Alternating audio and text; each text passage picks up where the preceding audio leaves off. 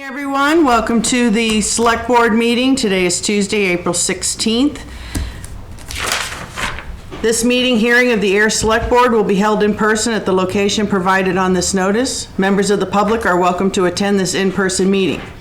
Please note that while an option for remote attendance and/or participation via Zoom is being provided as a courtesy to the public, the meeting hearing will not be suspended or terminated if technological problems interrupt the virtual broadcast unless otherwise required by law. Members of the public with a particular interest in a specific item on this agenda should make plans for in-person versus virtual attendance accordingly. This meeting will be live on Zoom and Channel 8. The public may access the proceedings by joining Zoom, meeting ID number 897-9080-0793, or by calling 929-205-6099. For additional information about remote participation, please contact Carly Antonellis, Assistant Town Manager at atm@ayer.ma.us or 978-772-8220, extension 100, prior to the meeting. If I could ask everyone to please stand for the Pledge of Allegiance. I pledge allegiance to the flag of the United States of America and to the republic for which it stands, one nation, under God, indivisible, with liberty and justice for all. All right, do I have any amendments to the agenda? I don't have any. Make a motion that the board approve the agenda as presented. Seconded. All in favor? Aye. And chair says aye. The agenda is approved. We have one announcement. On Saturday, April 27th at 0900, meet at Sandy Pond for the town-wide cleanup. Okay? And no other announcements, correct? Correct. All right. Okay. Anyone here for public input? All right then. Mr. Irving Rockwood would you come on down for the Sandy Pond School Association update? Hi, I brought a couple of things, just a quick show and tell. And this is printed on both sides so everybody can see it. Very nice.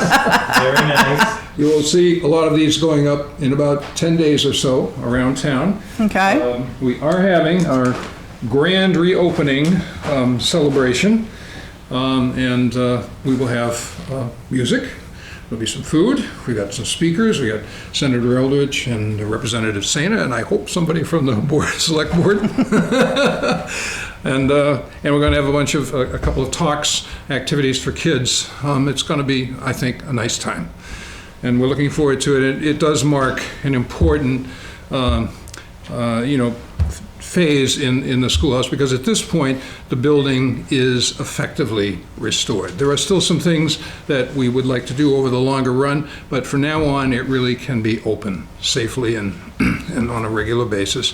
And we're starting to get plans for things that we are going to do. A couple of other very quick exhibits. One, the Sandy Pond School Association was founded in 1908. It's 115 years old now. Oh, wow. And we were honored by the Neshoba Valley Chamber of Commerce here late last year with this little plaque. Very nice. Yeah, it's an association that's older than me. And that's old. And then I just had we just did some new flyers, and I thought I would just pass these around. People would like to have some of those. Okay. And aside from that, we'd just like to say that we are in the process of putting together the final, there's going to be a lot of final work to actually make this May 18th event happen. Thursday, we're going to start cleaning out the interior of the schoolhouse, and there's a small amount of carpentry and painting that still needs to be done on the L. That is supposed to be done well in advance of May 18th. So it's been, by my tally, basically about a 7-year effort to get from when we started to where we are now. And I would say there's 2 years of delay built into that because of COVID. We would have done this about 2 years sooner. And it's been exciting times, have been fun times, have been some times that were not so exciting or so much fun, but it really feels good to be getting to this stage. And I want to thank the town for the support that we've had for this, because it wouldn't have happened without that. I think the town had a lot of pleasure in assisting in that, so, yeah. Yeah, I must say that it's sort of a fun assignment to be at the schoolhouse when people come through, because people are just so happy, it's really an easy kind of thing to deal with. Like, I could take more happy times. So that's the news. Any questions or comments or suggestions? I can't think of any. Okay, all right. No. All right. All right, thank you very much. Thank you. Thank you for the update. Feel free to come by anytime. Okay. All right. Do you serve coffee? Call ahead, maybe.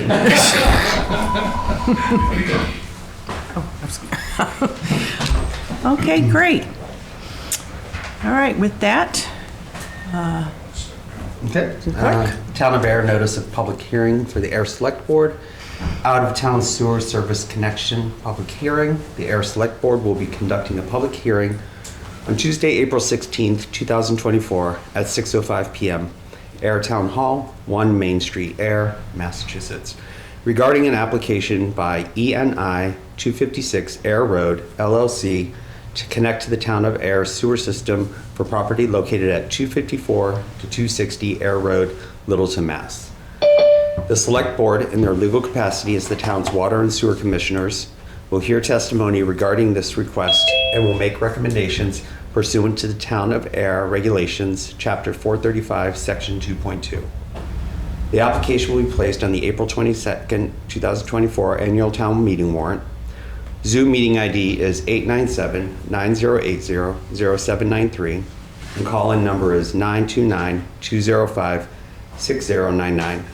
For more information, please contact atm@ayer.ma.us or 978-772-8220, extension 100. okay, we are now having a public hearing. So, if the representatives, okay?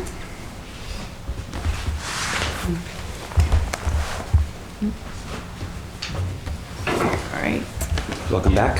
Thank you. and if you could introduce yourself again? Absolutely. Good evening, Madam Chair, members of the board. For the record, Chris Tumula. I'm a professional engineer with Greener & Peterson here on behalf of Energy North. As you know, we were here back on, March 19th to talk about the project sort of informally. Obviously for the gas station development located in Littleton. We submitted the out-of-town sewer application permit, and basically that was the first step, and then we were looking for essentially a waiver to not have to go to this step. It was determined that we need to come to this step, which is perfectly fine. We just kind of need to get hopefully approval and sign off from this board, so like you said, we can go to the town meeting next week. I'd be happy to answer any questions about the project, talk about it. I do have on my flash drive a copy of the utility plan. I have a copy of Dan's letter, which we've obviously been working with Dan and town manager for this application project. I'd be happy to answer any questions, or like I said, I have that information available. All right, so if I remember correctly, you were asking to hook up your sewer only, Correct. that you would do the costs of connecting the sewer to our sewer, which would also benefit down the road anyone down in like the Willow Road area residents who currently are not hooked up to town sewer, the ability to be able to hook up to town sewer. Are you using any of our water? We are not. So we're working with the owners of 186 to 192 Littleton Road. They're actually doing the main line. We were originally doing a septic system on the parcel. It was determined that, hey, there's a potential to connect into this main line. So we basically have a gravity line across 2A to this new line. And then ultimately that line will go down Willow. And then there's the potential for connections based on Dan's letter for 59, 60, 62, and 64 Willow Road to connect into that. So it's like 4 resident homes? Correct. Okay, all right.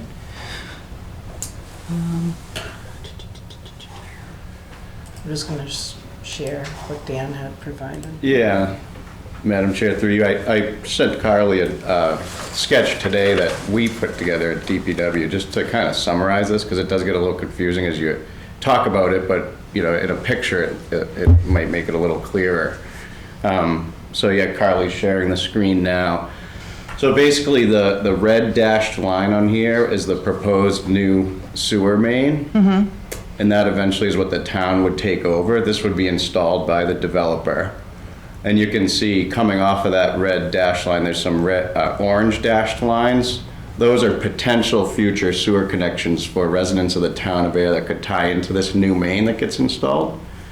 And then the purple dashed line, or the purple dash going across the town line into Littleton, that's the gas station, not that one, Carly, the other one, the other way. That would be the gas station. And the other purple one would be a private sewer connection for the 186 to 192 mobile homes.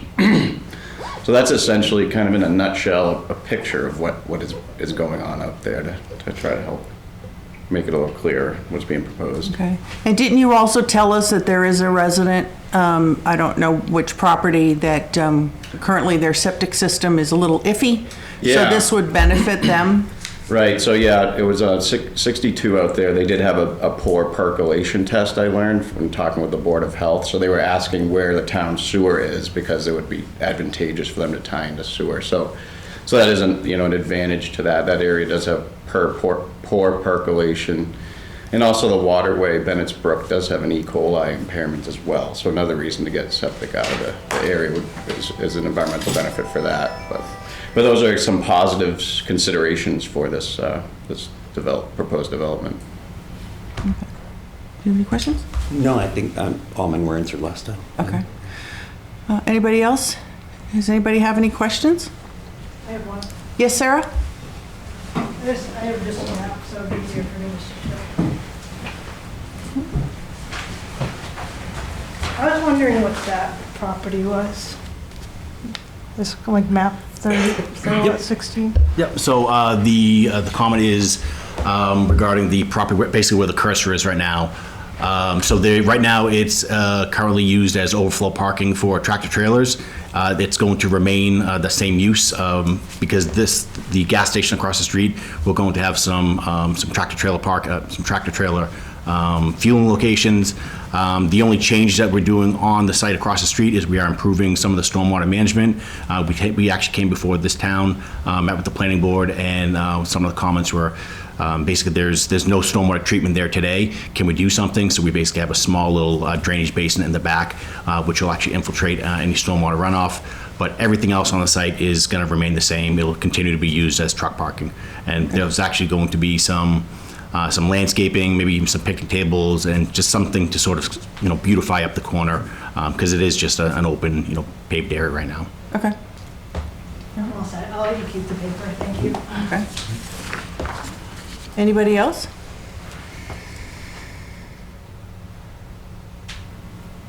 Well, I mean, I think that this is a win for the town and win for some of the residents and everything.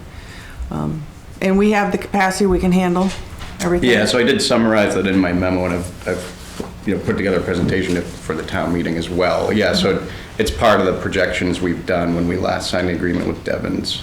So it is within our projections to include something like this that comes up. So, Okay.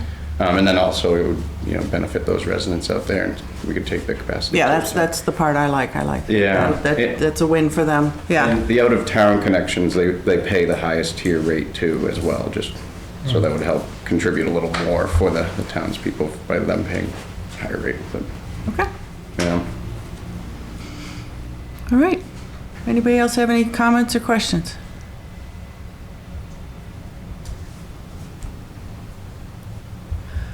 Do we need to vote? Madam Chair, I would recommend that the board, if the hearing is closed, take a vote to just recommend the matter to town meeting. It's Okay. obviously on the warrant, and the DPW director has a brief presentation for a town meeting. Okay. I'll make a motion that the board recommend the application to town meeting. Okay. Seconded. All in favor? Aye. And chair says aye. Okay. We'll see you at town meeting. Thank you very much. Thank you. Madam Chair, make Yeah. a motion that the board close the public hearing, adjourn on public hearing. Close. Yes, close. Seconded. All those in favor? Aye. Aye, and chair says aye. Okay, all right, well, thank you very much.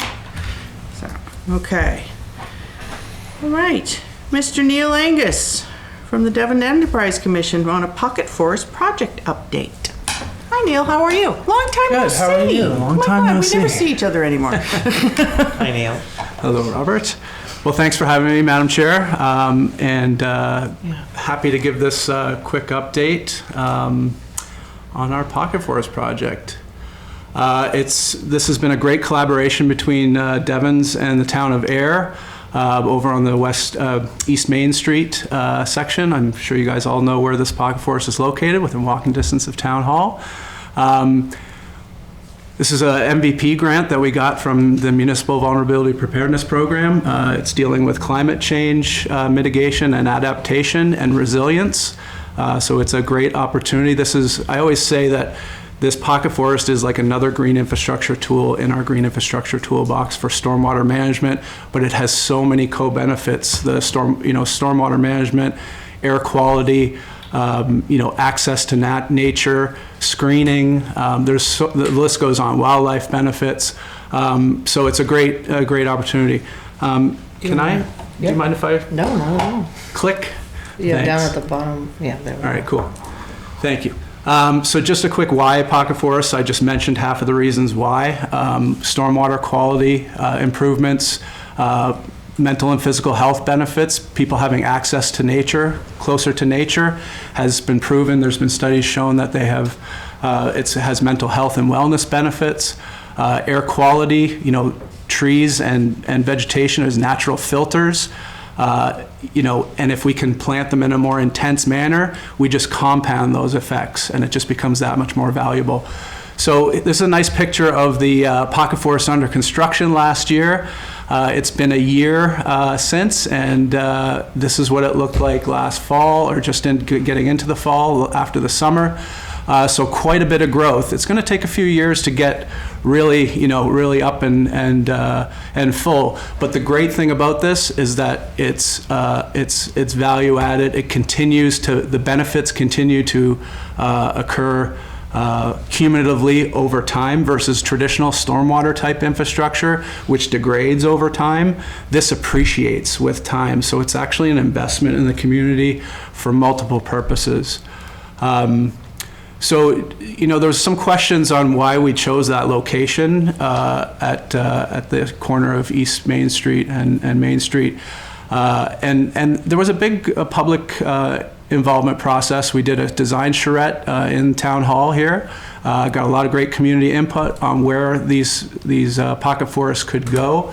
And this site was chosen due to its proximity to the railway, and the high volume traffic of Main Street. High diesel emissions, high particulate matter from the diesel exhaust.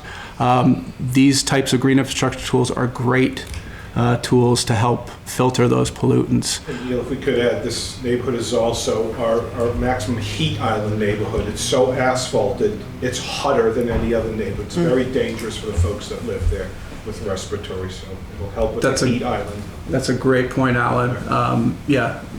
Reducing pavement cover and decreasing the actual microclimate of that area. So again, that filters into the health benefits as well.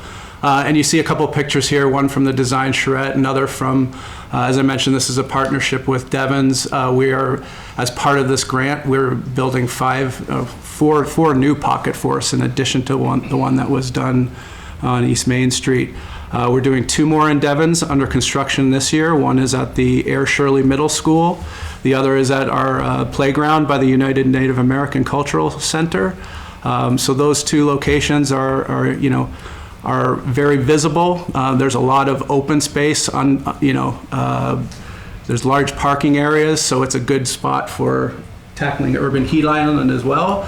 And then the grant includes another 2 pocket forests in Ayer next year, where we're going to be working. I'll show you the locations of those in a minute. But just wanted to kind of give you guys another visual of what this looked like at the beginning. We installed some temporary drip irrigation for the first couple of years to get the pocket forest really kind of started. We've really focused on nutrients in the soils to really inoculate the soils to have a lot more nutrients in them to help that pocket forest grow really quickly. It's a very dense forest system that's going to be developed. but that density will create all those the multitude of benefits. So again, this is what it looks like today. We already showed that. But this is a 3-year effort. It's more than just planting a few trees. It's about education, public outreach, awareness. We've developed a how-to guide as part of this. We're working with the schools. This is a copy of a snapshot of our how-to guide. We're working directly with the schools to create an educational curriculum on kind of the urban ecology of these systems. So really, getting into the school system and teaching our next generation about the value of these elements. We're really proud of that, and that's part of why the state granted us this money to do this, is because it's not just a nice planting project, it's an education and awareness tool. Tons of community input, I already mentioned this, some great pictures from our planting day. You could just see 100 people planted that forest a year ago, 100 of them. A great turnout, and the collaboration continues. We've connected with the St. Andrew's Church. We're connecting with the Boy Scouts next week to do a cleanup, a spring cleanup, to get ready for our Pocket Forest first birthday. But we've also had a lot of people coming to the area to learn about how we're doing this. There's other pocket forests being developed in other towns and cities across the Commonwealth, and we're even partnering with Berkeley, California, to help develop educational curriculum. They're helping us with the educational curriculum stuff as well. So we're kind of partnering on these things. So it's making an impact beyond the local area. This was the first pocket forest to be planted in central Massachusetts. We are the first here and there. Yeah, it's been a great showcase and continues to be. I mentioned the 2 sites in Devons, Ayer Shirley Middle School and the museum UNAC playground area. Again, 2 highly exposed sites. And the 2 in Ayer that we're looking at are at the high school, and the other at Sandy Pond Schoolhouse. You can see here a picture of the Sandy Pond Schoolhouse area. One of the reasons that was chosen, high volume traffic street. Heavy trucking. Business right next door with heavy trucking, yep. So great air quality benefits. There's a nearby stream. It's going to help filter the water. So air quality, health benefits, the list goes on. And just a little kind of visual of this is what it looks like right now. So it's still in its infancy, as Alan likes to say. It's our infant pocket forest. But in a couple of years, you're going to see it grow up to, help screen and help buffer some of the nearby roadways. Again, all those air quality benefits, stormwater, urban heat island issues.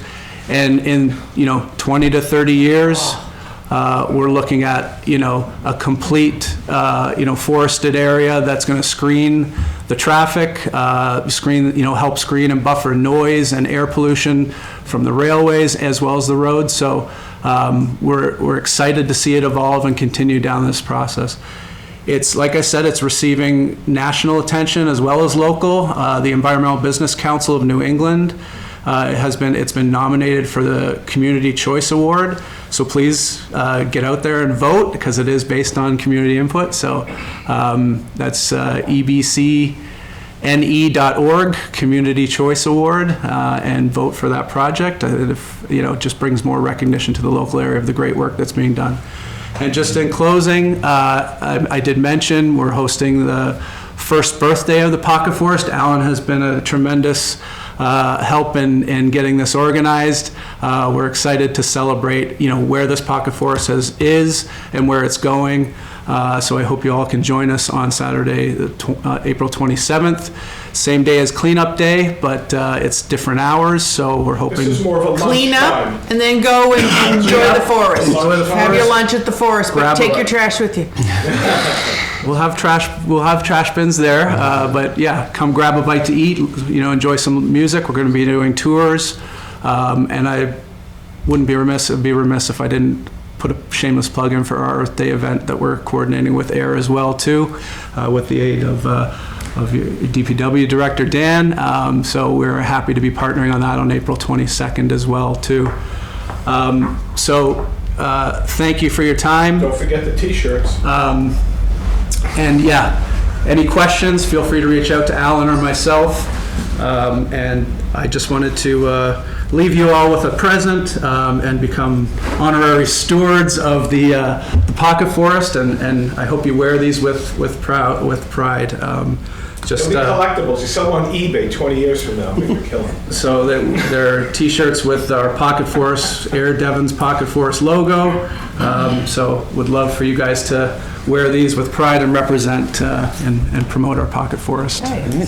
So let's see, April 22nd is Earth Day, so everybody can go walking around on McPherson Road or ride their bicycles, and then at 7 o'clock that night, be up at the high school for town meeting. So you all should have all your energy out and everything and be ready, okay? And then on April 27th at 0900, you'll meet at the Sandy Pond Beach. You'll start cleanup. You'll end up at 11 o'clock over at the Mini Pocket Forest, where you will say happy birthday. Happy birthday, grab a bite and celebrate. Wow, that is actually very exciting, 2 busy days. So hopefully the weather will be awesome on both those days. Well, again, I appreciate your time, and I appreciate, the tremendous assistance with your economic development director. This has been a great cooperative relationship between Devon's and the town of Ayer. So thank you. Thank you. Thank you very much. Thank you. Very good. That's a pretty. Good.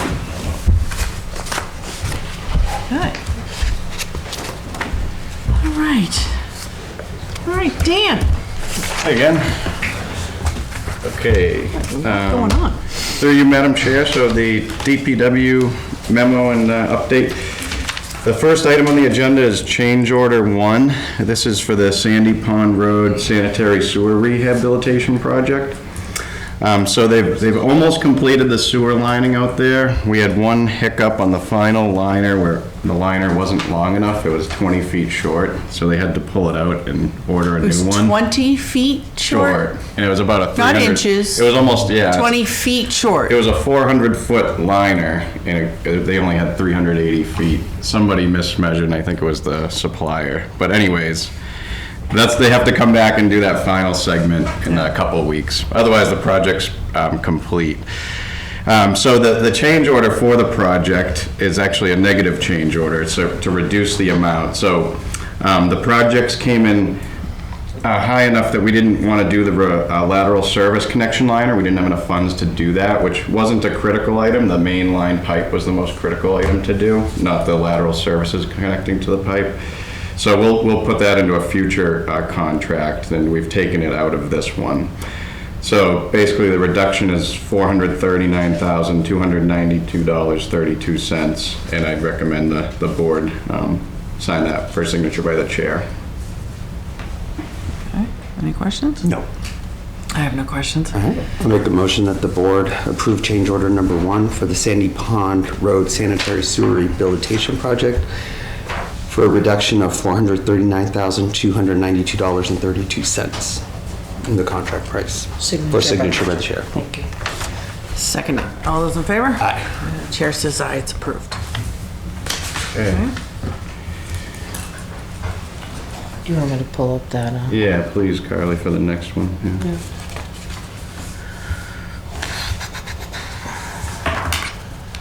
Sorry. Stop sign. Where did it go? Wait, hold on one sec.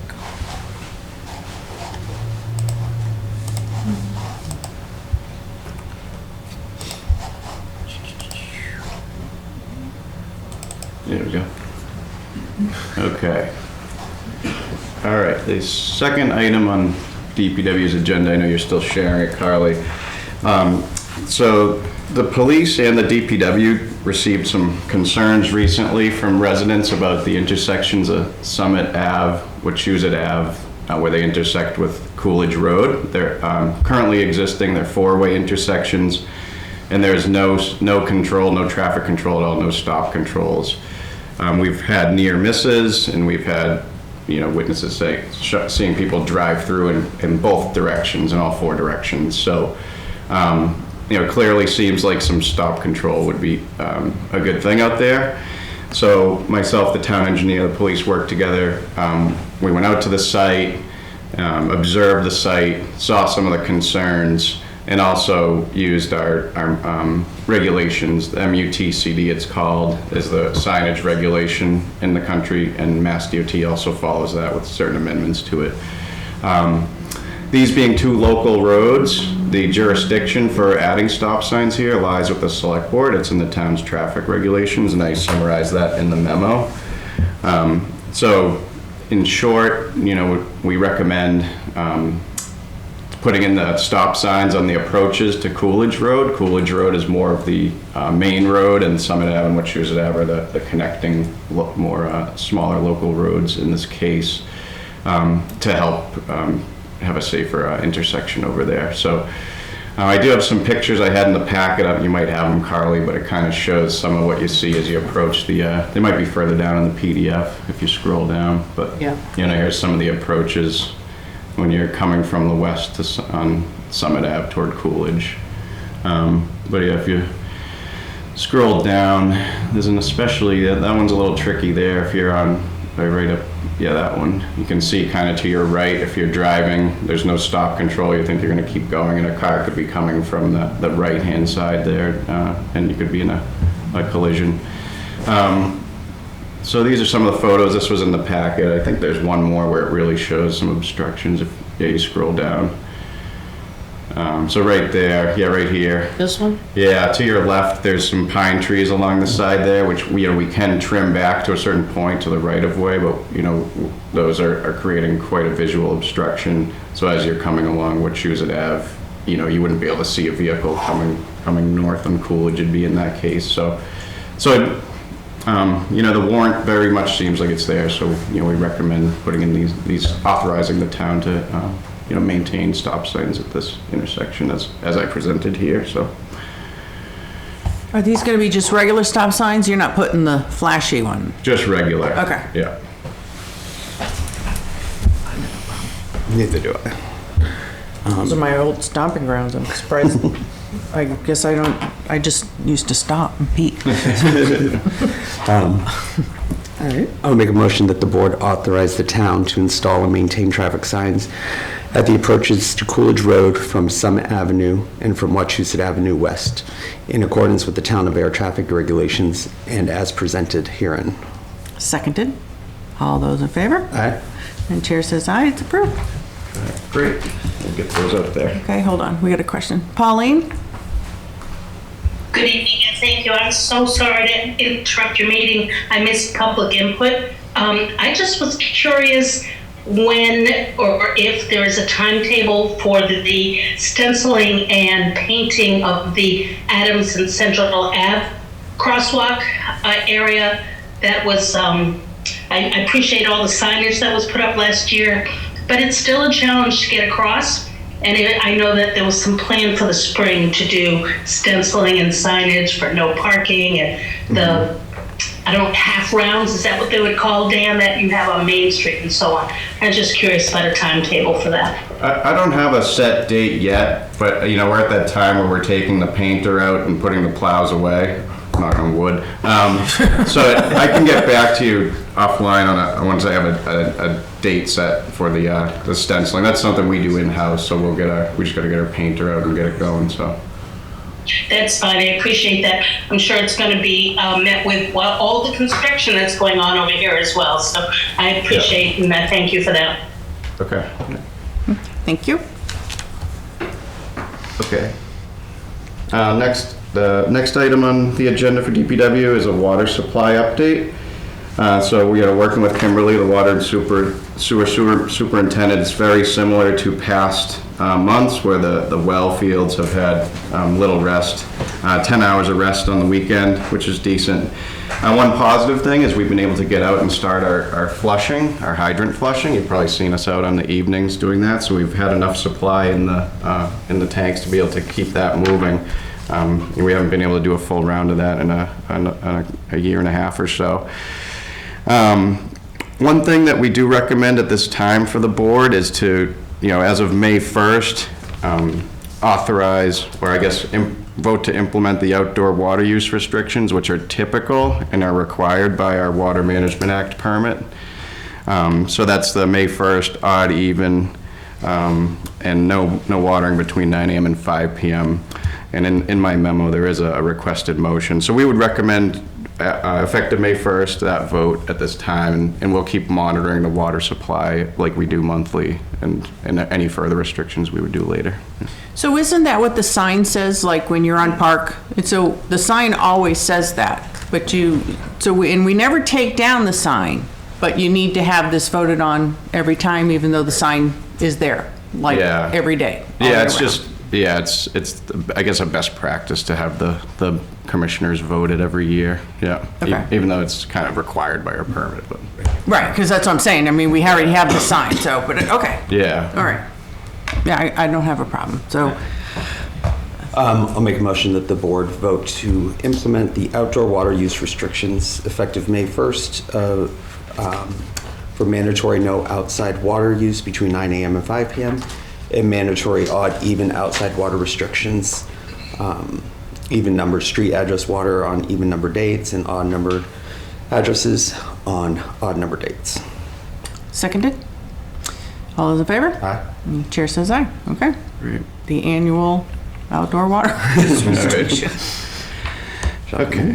And just one last item, and it's one that popped up in the news over the past week. On April 10th, EPA announced their finalized national drinking water standards for PFAS. And we just wanted to make sure that, the townspeople, the commissioners knew that the current treatment we have is meeting all the requirements of the new EPA regulation. All those chemicals that are now in the EPA's regulation are non-detect. So we're meeting that currently. We're not concerned about that. Kind of next steps you'll see in the future is the state will now revise their regulations, which are the 20 parts per trillion for 6 analytes. They have to come down and at least meet the EPA's regulations. And also just in general, the EPA's regulations aren't enforceable until 2027, even though it doesn't impact us. But there's several water, supplies who are probably scrambling to deal with this and get on top of it now. But luckily in a way, we're ahead of the curve. We're very lucky that we've been ahead of the game, because the rest of the country seems to be now finding out about it, and I'm reading these articles going, where have you people been? Yeah. Oh, I guess it was just us that knew it, so no, this is great. And that's all I have. Okay. Thank you. Thanks, Dan. Thanks, All right. Dan. Thank you very much. All right. Chief Johnson, come on down.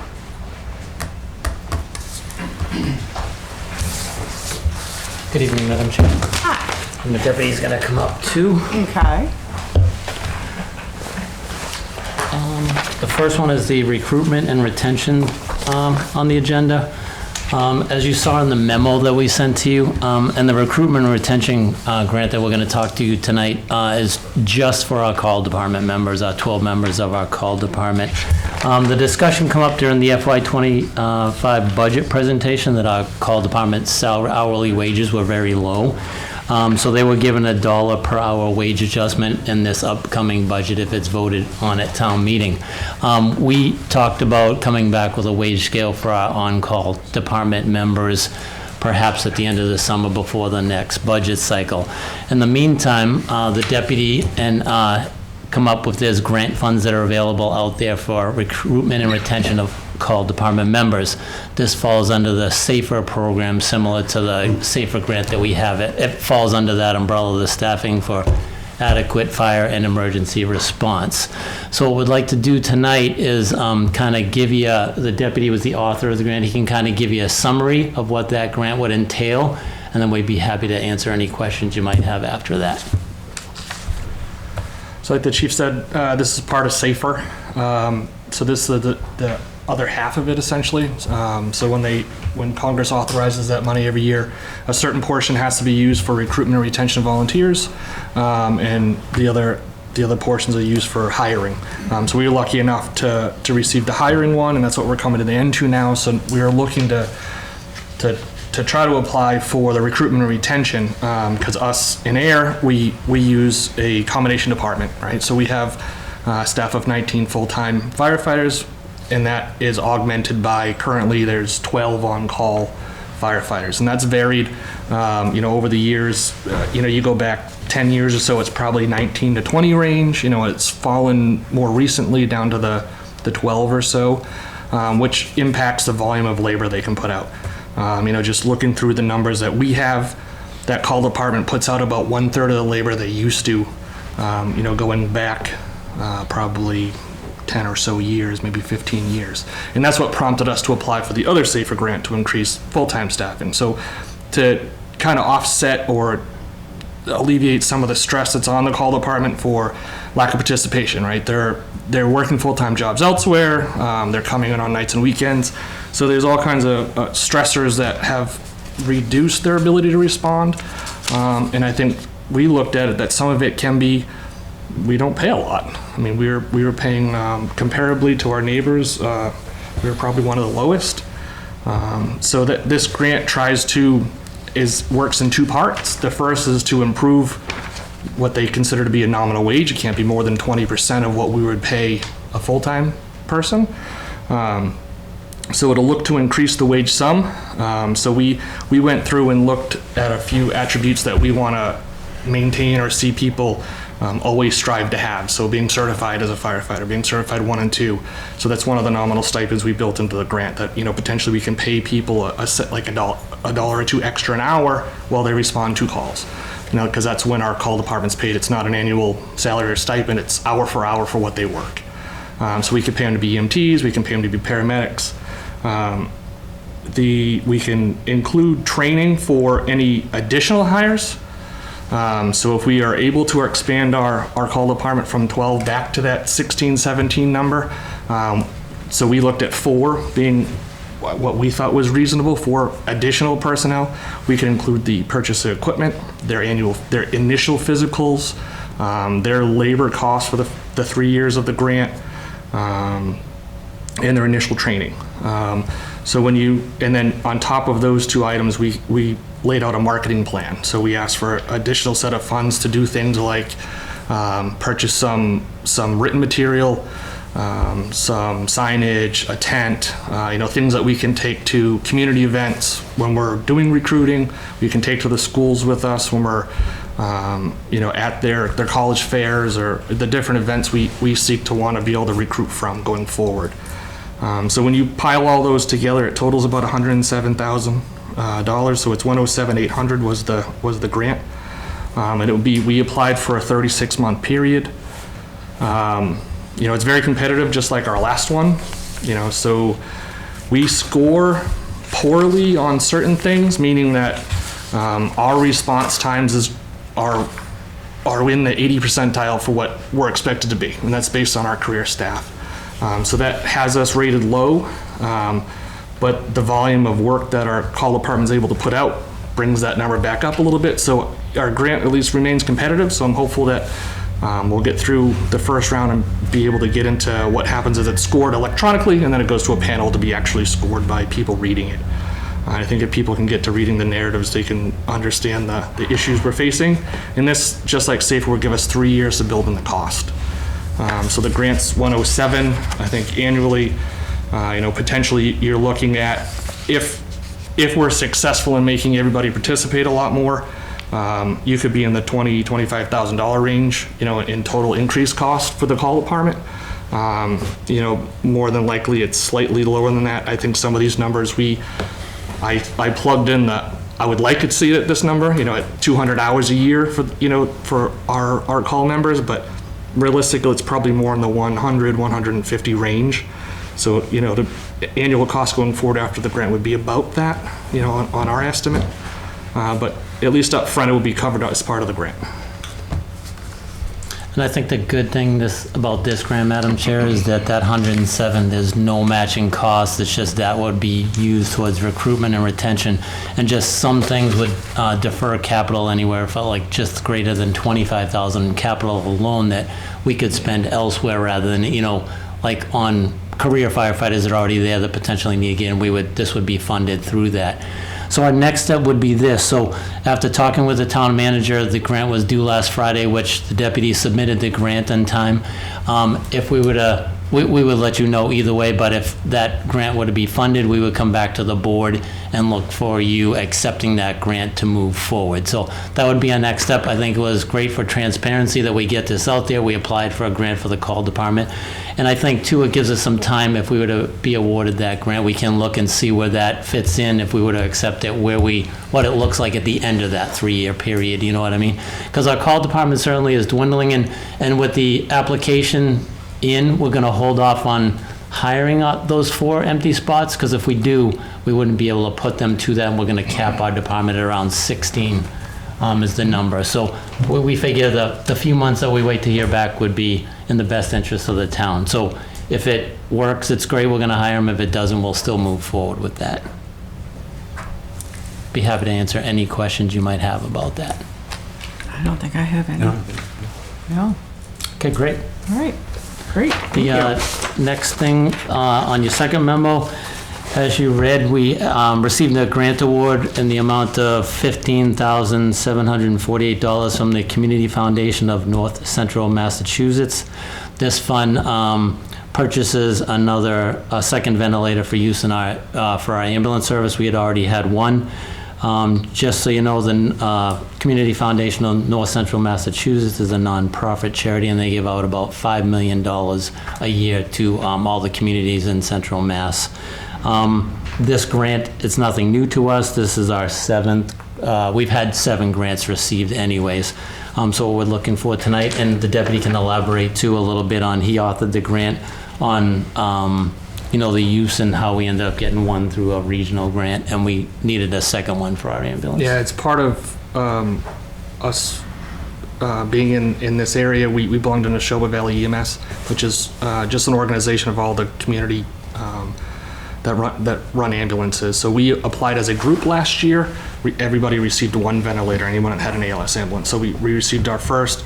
It's gotten a lot of use. It had a lot of positive reviews from both the patients and the providers that have used it. So that's why we sought to replace it. We had come through capital, but thankfully now you can grab it off. I think that was a plus. We were able to remove that from the capital as we went through. We found out by January that it was approved, so we were able to take that off the capital for this year. Excellent. So I think, do we need to accept that, Mr. Pombriand, or I'm not sure the next step? Or it's just so you... It was through the chair. It was a grant. Yeah, it was a nonprofit. Yeah, it was a lump sum. Yeah, grant from the nonprofit. I think we're all set. If it was a gift, the board would vote.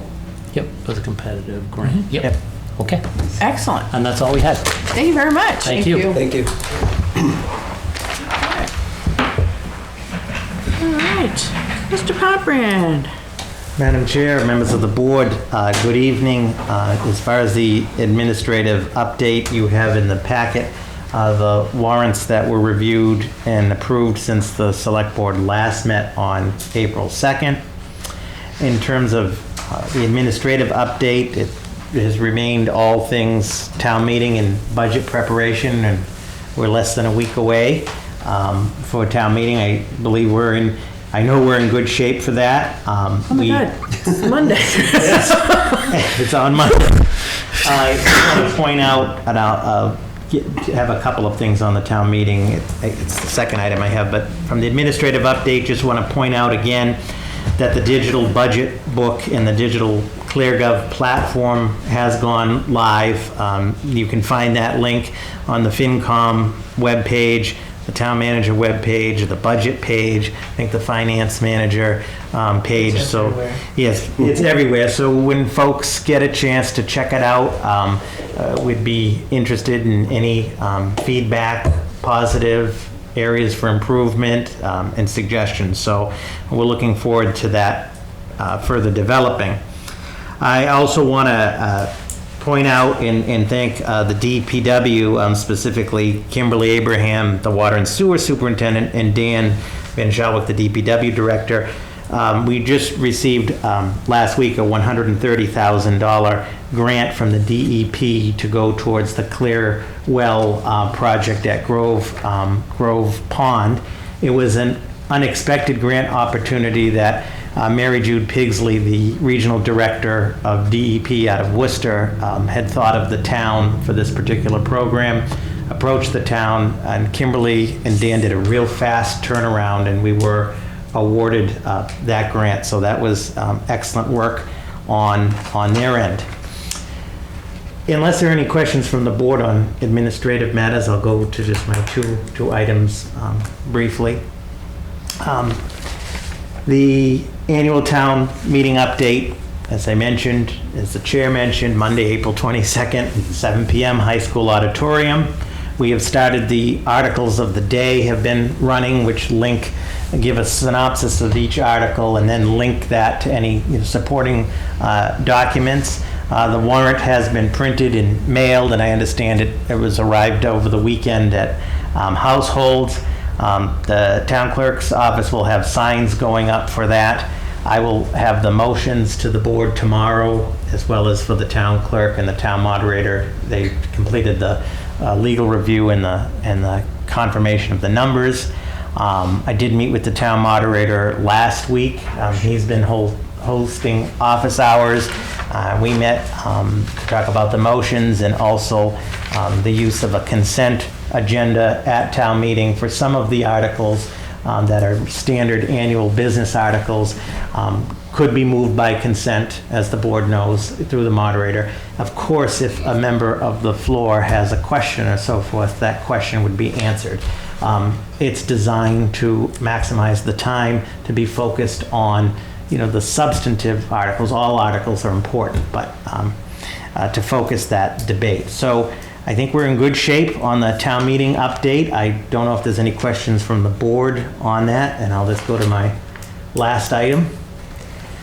So the town opera fund status update, I just wanted to give an update on that. Some good news. So I met last week with the finance manager, the DPW director, town accountant, assistant town manager, just to review where things stood on the opera front. And as the board is aware, we talked at length on March 19th, where this board took a motion for the $350,000 portion of 71 Sandy Pond to first use ARPA, and then if there's a balance, go to UDAG. I'm pleased to report the good news is we don't have to use any UDAG for this. It can all come from ARPA. So the $350,000 for the town's portion of 71 Sandy Pond would come from ARPA, which would have minimal local impact, and obviously the other $350,000 from CPA, subject to town meeting approval on Monday, and that'll be Article 24, and we'll have a presentation on that. So the reason that being is in the ARPA appropriations, originally there was $300,000 appropriated by the board, or authorized by the board, for the Clear Pond, Grove Pond Clear Well project. Since then, two things have happened. One is the DPW director, we have confirmation from the Army, is going to pay for the clear well. At that time, if you recall, it was unclear. We were, no pun intended, we were approaching the Army. And the second piece is this DEP grant of $130,000 towards the clear well project. So that freed up $300,000 just in this last week. So as far as the ARPA update, and you've already taken the appropriate motions on March 19th.